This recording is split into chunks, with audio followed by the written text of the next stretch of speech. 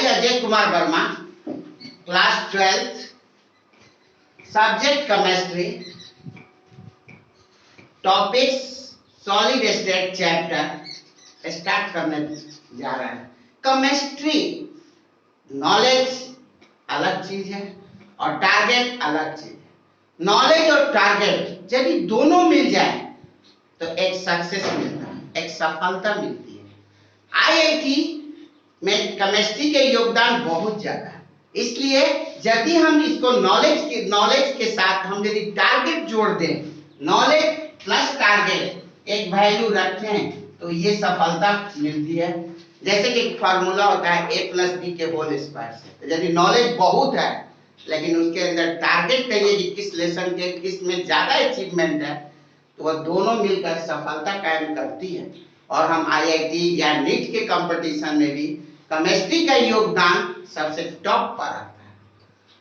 Chemistry वह scope है, chemistry की वह स्कोप है जिसके चारों तरफ हम केमिस्ट्री ही केमिस्ट्री देखते हैं, चाहे वह कलर के रूप में देखते हो, पेंट के रूप में देखते हो, मेडिसिन के रूप में देखते हो, चाहे सोफा के रूप में देखते हो, चाहे कहीं भी लाइट के रूप में देखें, ट्रांसपोर्ट के रूप में देखें, कम्युनिकेशन के रूप में देखें, चारों ओर सनलाइट के रूप में देखें, चारों ओर केमिस्ट्री ही केमिस्ट्री है। इसके स्कोप बहुत ज्यादा है।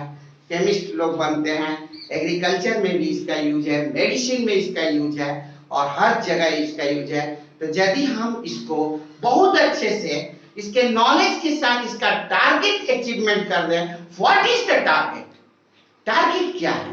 Target is the achievement of point, वो पॉइंट जहां जाना है, जिस सक्सेस पर लक्ष्य निर्धारित करना है, यदि हम उसको देखें तो वह जो है टारगेट हम अचीव कर लेंगे और बहुत आसानी से हम अचीवमेंट प्राप्त कर सकते हैं। Student, now start the chapter solid state. First of all discuss about what is the chemistry. Chemistry क्या है? Chemistry is the branch of science. Science की वह ब्रांच है जिसमें कंपोजिशन ऑफ मैटर, स्ट्रक्चर और उसके जो है कंपोजिशन ऑफ मैटर, स्ट्रक्चर और प्रॉपर्टी का अध्ययन करते हैं। प्रॉपर्टी का अध्ययन करते हैं उसे हम मैटर कहते हैं। Matter, what is matter? Matter is anything, कोई भी चीज मैटर में हो सकती है। Anything which occupy space and have मास, उसके पास मास होता है तो that is called matter. What is the matter? How many properties? Matter की दो प्रॉपर्टी बिलोंग करती है। मैटर की दो प्रॉपर्टी बिलोंग करती है। एक तो फिजिकल प्रॉपर्टी एंड दूसरा जो होती है केमिकल प्रॉपर्टी बिलोंग करती है।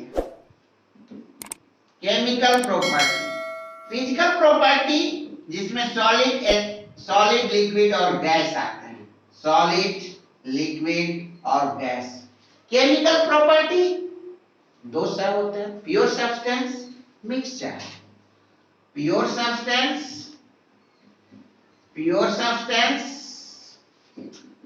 मिक्सचर होते हैं। प्योर सब्सटेंस दो तरह के हो गए, एलिमेंट, कंपाउंड हो गए।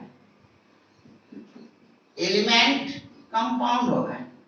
इसी तरह से इसके प्रॉपर्टी हो गए।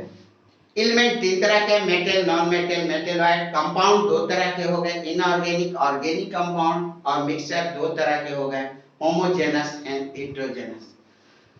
तो ये सब मैटर है, ये चारों तरह मैटर है। लेकिन हम अभी ना बताएं कि मैटर क्या है, कि द कंपोजिशन ऑफ मैटर। यदि मैटर के कंपोजिशन को देखें, इनके स्ट्रक्चर को देखें और इनके प्रॉपर्टी के का अध्ययन करें, इनके डिफरेंट चेंजेस, डिफरेंट कंडीशन पर इनके चीजों को देखें, दैट इज कॉल्ड केमिस्ट्री।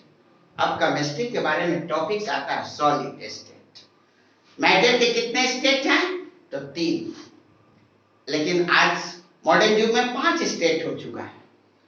कौन कौन? सॉलिड, लिक्विड, गैस, प्लाज्मा और बीईसी। मैटर के 5 स्टेट हो चुके हैं, पहला सॉलिड, लिक्विड, गैस, प्लाज्मा और बीईसी, बोस आइंस्टीन कंडेंसेट। इस तरह से मैटर के स्टेट हुए। हम डिस्कस करेंगे सॉलिड स्टेट, जो टॉपिक्स है इस टॉपिक पर आए और इसमें हम लोग डिस्कशन करेंगे कि सॉलिड क्या है। कोई भी सब्सटेंस सॉलिड हो सकती है या नहीं हो सकती, हम कह सकते हैं या नहीं कह सकते, इसकी प्रॉपर्टी पर इसकी परिभाषित करेंगे। इंट्रोडक्शन पर हम इसके देखेंगे कि कोई वस्तु सॉलिड है तो क्यों है, सॉलिड की क्या प्रॉपर्टी होगी। तो सॉलिड की जो प्रॉपर्टी होगी वह रिजिडिटी, सॉलिड की जो प्रॉपर्टी होगी वह रिजिडिटी होगी। सॉलिड की property, property of solid, property of solid क्या होगी? वह रिजिडिटी होगी, रिजिडिटी, कठोर होगा, रिजिडिटी होगी। दूसरा, सॉलिड के डिफिनिट शेप एंड साइज होंगे, definite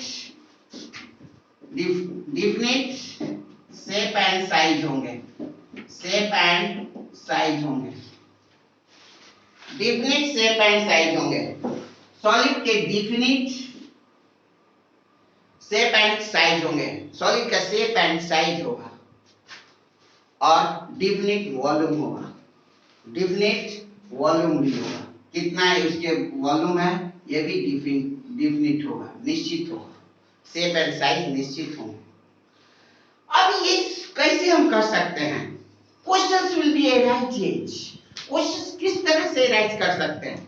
questions will be arises, why do the substance, why do the substance exist of solid, कैसे हम उसको सॉलिड के रूप में एक्सिस्ट कर सकते हैं, क्या क्या उसमें प्रॉपर्टी गेन करेगा, कैसे कहेंगे?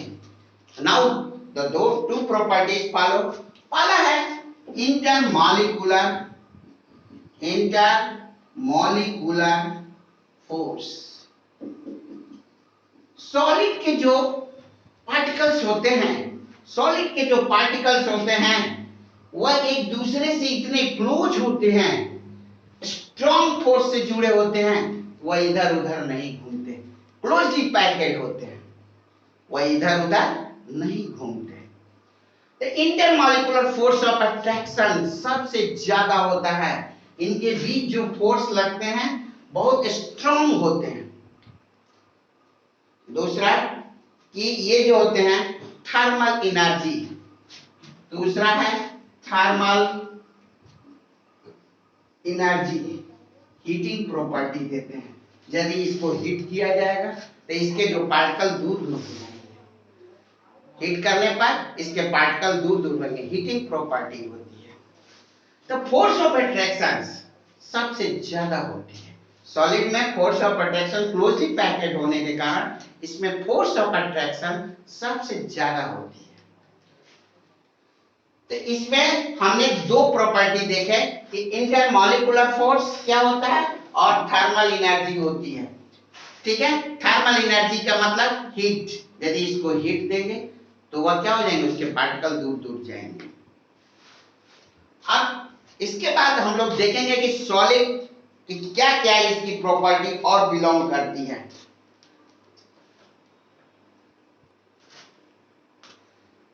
नाउ अब हम देखें कि सॉलिड की क्या जनरल कैरेक्टरिस्टिक्स हो सकती है, क्या पॉसिबिलिटीज है, सॉलिड की क्या क्या प्रॉपर्टीज होगी, क्या कैरेक्टरिस्टिक्स होगी। वेरी क्लोजली पैकेड, इसके जो पार्टिकल्स होते हैं बहुत क्लोज पार्टिकल्स होते हैं, एक दूसरे से बंधे रहते हैं। इंटरमॉलिक्यूलर फोर्स ऑफ अट्रैक्शन सबसे ज्यादा होने के चलते इसके शेप एंड साइज फिक्स होते हैं, तो वेरी क्लोजली पैकेड है। दूसरा, intermolecular distance are very small, जो डिस्टेंस है इनकी दूरी जो है बहुत स्मॉल है, इसके चलते ये क्लोजली पैकेड है क्योंकि इनकी दूरी बहुत कम है, स्ट्रॉन्ग फोर्स से, स्ट्रॉन्ग बॉन्ड से ये जुड़े रहते हैं। Constituent particles occupy fixed position. What is the constituent particles? Constituent particles कौन से हैं? आखिर इसके कौन कौन से पार्टिकल्स हैं? तो कॉन्स्टिट्यूएंट पार्टिकल्स सॉलिड के होंगे एटम, आयन, मॉलिक्यूल्स। इसके जो पार्टिकल्स होंगे वह एटम, आयन एंड मॉलिक्यूल्स, ये सब कॉन्स्टिट्यूएंट पार्टिकल्स हैं। ऑक्यूपाई फिक्स पोजीशन, वह फिक्स पोजीशन पर स्थित हैं। तो constituent particle occupy fix position, इसी के कारण, इसी फिक्स पोजीशन के कारण वह रिजिडिटी शो करते हैं। पोसेस रिजिडिटी, कठोरता, दृढ़ता, और इसी के चलते उनको कंप्रेस नहीं किया जा सकते, दबाया नहीं जा सकता, रिजिडिटी शो करते हैं। इसी कारण जो होते हैं हाई डेंसिटी शो करते हैं, शेप एंड साइज होते हैं और इनकम्प्रेसिबल होते हैं, उनको दबाया नहीं जा सकता। There are many questions will be arises why, क्या मतलब इनके शेप एंड साइज में होगा? क्योंकि शेप एंड साइज इनके फिक्स पोजीशन पर होते हैं। दूर से हम लोग देख सकते हैं कि ये सॉलिड है, इनकी शेप। ये एक छोटी सी बात देखें कि एक नमक का हम यदि क्रिस्टल देखें, उनका भी एक शेप होता है, चीनी का भी एक शेप होती है। इस तरह से उसके क्रिस्टल का भी शेप होते हैं। इस तरह के बातों को हम लोग देखेंगे कि क्रिस्टल का शेप कैसे होते हैं। अब हम लोग देखें कि क्लासिफिकेशन ऑफ, किस तरह से सॉलिड को हम बांट देते हैं। सॉलिड के क्लासिफिकेशन दो तरह के होते हैं, एक क्रिस्टलाइन सॉलिड और दूसरा एमार्फस सॉलिड होते हैं। क्रिस्टलाइन सॉलिड वह सॉलिड होते हैं जिसके जो होते हैं क्रिस्टल शेप होते हैं।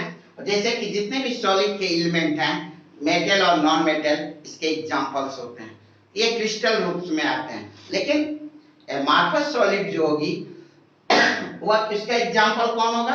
रबर है, ग्लास है, पॉलीमर्स है। इस तरह के जो बिहेव करते हैं उनको एमार्फस सॉलिड कहते हैं। अब what is the difference? What is the difference between the crystalline solid and amorphous solid? अभी तो हमने एग्जांपल देखा कि सॉलिड के दो भाग में हमने डिवाइड कर दिए, उसका वर्गीकरण कर दिए कि क्रिस्टल अलग हो जाए और एमार्फस अलग हो जाए। अब हम लोग उन दोनों का, हम उसके डिफरेंसेस को देखेंगे कि किस तरह का ये डिफरेंस बिहेव करते हैं।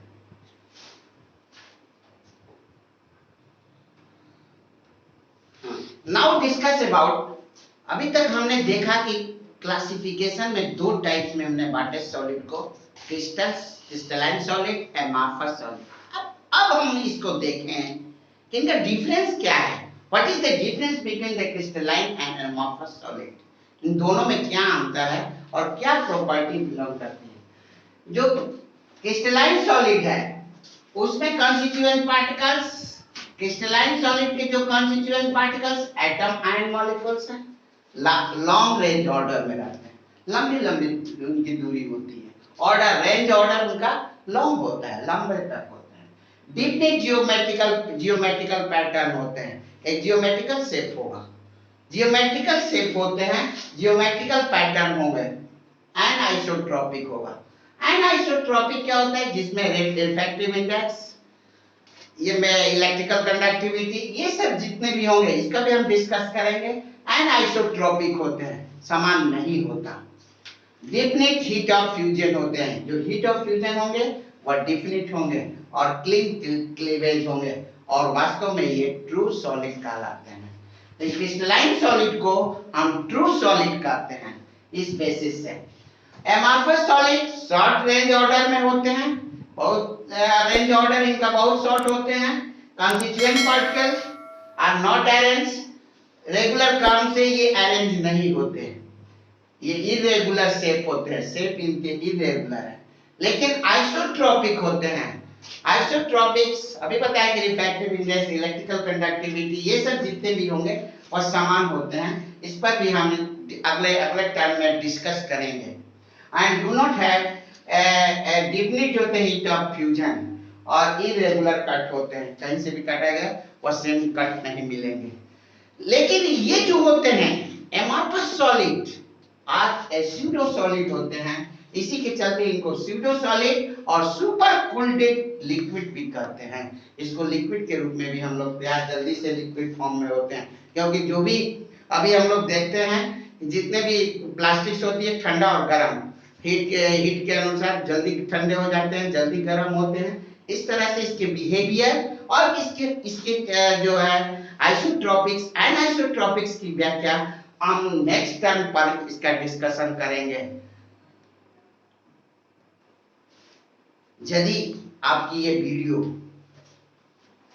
अच्छा लगा हो तो इसको जो है चैनल को हमेशा देखिए और इसको पसंद कीजिए, लाइक करिए और इसके जो चैनल को सब्सक्राइब करिए, चैनल को सब्सक्राइब करिए। इसके जो कमेंट्स हो, इसके जो सजेशंस हो उसको व्हाट्सएप करें और जो भी जिस तरह की जानकारी आप दे सकें और भी आप एक्साइटमेंट के प्रोत्साहन के जो भी एक्साइटमेंट कोई भी कमेंट हो उसको दें और उसको आप सब्सक्राइब करें। जय हिंद।